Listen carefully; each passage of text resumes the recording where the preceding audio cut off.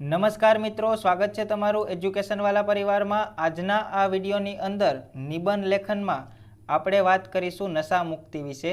Channel પર તમે નવા હોય તો ચેનલને સબસ્ક્રાઇબ કરી નજીકમાં આવતું જે બેલ આઇકોન છે ત્યાં ઓલ પ્રેસ કરો, જેથી તમામ નવા વિડીયોની નોટિફિકેશન તમને સરળતાથી મળતી રહે। દેવોને પણ દુર્લભ તમોને મળ્યું છે માનવ જીવનનું અદ્ભુત, તમાકુ બીડીના વ્યસન થકી સાને બોલાવો વહેલા યમદૂત। ઉપરોક્ત પંક્તિમાં વ્યસન એટલે કે નશાથી થતા નુકસાનનું સચોટ દ્રષ્ટાંત આપ્યું છે। નશો એટલે ઇષ્ટ કે અનિષ્ટ વસ્તુમાં મનનું લાગી રહેવું તે અર્થાત આસક્તિ। અહીં વ્યસન કે નશો એટલે માત્ર બીડી, તમાકુ કે ગુટકા જ નહીં, પરંતુ કોઈ વ્યક્તિને કોઈ વસ્તુ પ્રત્યેનું અતૂટ ખેંચાણ।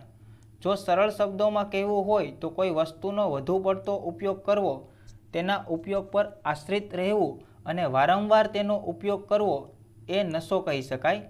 નશો એટલે નાશ, કોઈપણ વસ્તુનો અતિરેક આખરે નાશને નોતરે છે।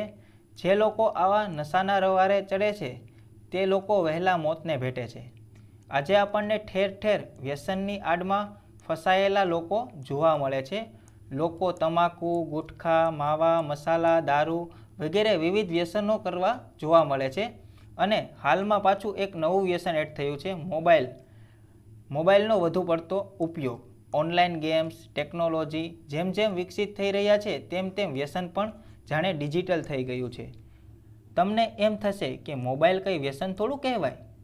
તો તમને જણાવી દઈએ, હાલમાં રોજબરોજ વર્તમાનપત્રોમાં મોબાઈલ અને ગેમ્સના ઉપયોગથી બાળકોને માનસિક તેમજ શારીરિક બીમારીઓ થયેલ હોવાનો અહેવાલ પ્રસિદ્ધ થયેલા તમે વાંચ્યા જ હશે। કેટલાય બાળકોને આંખોની બીમારી થયેલ જોવા મળી, તો કેટલાક બાળકોનો સ્વભાવ ચીડિયો થયેલો હોવાનો અહેવાલ પણ મળ્યો છે। હમણાં જ એક સમાચારમાં વાંચવા મળ્યું કે એક બાળકને તેની માતાએ મોબાઈલ ન આપ્યો તો તેણે આખા ઘરમાં તોડફોડ કરી બધું વેરવિખેર કરી નાખ્યું, લાખો રૂપિયાની નુકસાની કરી નાખ્યું। તો શું આ વ્યસન ન ગણી શકાય? આજે સમગ્ર વિશ્વમાં દરેક ઘરે ઘરે નશારૂપી રાક્ષસ પોતાનું આધિપત્ય જમાવ્યું છે। જો આ જ ગતિએથી આ નશારૂપી રાક્ષસનું પ્રમાણ વધતું જશે તો વિશ્વ વિનાશના આરે આવીને ઊભું રહેશે। આજના યુવાનો ગુટકા, બીડી, દારૂ પીને પોતાની રાજવી જીવન જીવવાનો પ્રયાસ કરે છે, પરંતુ નશાથી જીવન સુધારી શકાતું નથી। નશાનું વ્યસન જીવનને બરબાદ કરવાનું સૌથી મોટું સાધન છે। લોકોમાં શિક્ષણના અભાવને કારણે લોકો તેમની સુખાકારી સમજી શકતા નથી।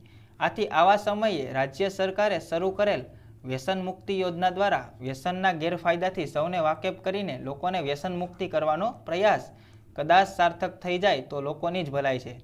આપણા દેશના યુવાનો વીર ભગતસિંહ કે મહાત્મા ગાંધીને પોતાના આદર્શો માનવાને બદલે બોલિવૂડ કે હોલિવૂડના ફિલ્મના હીરોને પોતાના આદર્શ માને છે, જેઓ ફિલ્મ ઇન્ડસ્ટ્રીમાં કામ કરી થોડા પૈસા ખાતર શોખથી ટીવી પર તમાકુ કે ગુટખાની જાહેરાત આપે છે।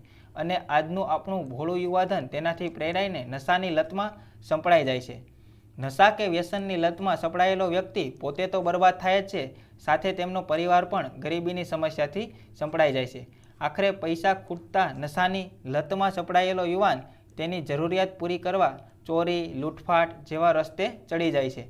આમ કહેવત મુજબ જ નશો આખરે વ્યક્તિને નાશ તરફ દોરી જાય છે। આપણા દેશમાં થતા અકસ્માતના મોટાભાગના કિસ્સાઓ નશાની હાલતમાં ડ્રાઇવિંગ કરવાથી બને છે। દારૂ કે ડ્રગ્સની પીધેલી હાલતમાં વ્યક્તિ વાહન ડ્રાઈવ કરે છે ને આખરે વાહન પર કાબુ ગુમાવી અકસ્માતને નોતરે છે। જે વ્યક્તિ નશો કરે છે તે પોતાના જીવનમાં પ્રગતિ કરી શકતો નથી। આજના વૈજ્ઞાનિક યુગમાં દરેક દેશને પ્રગતિ માટે યુવાનોનો સહકારની જરૂર છે।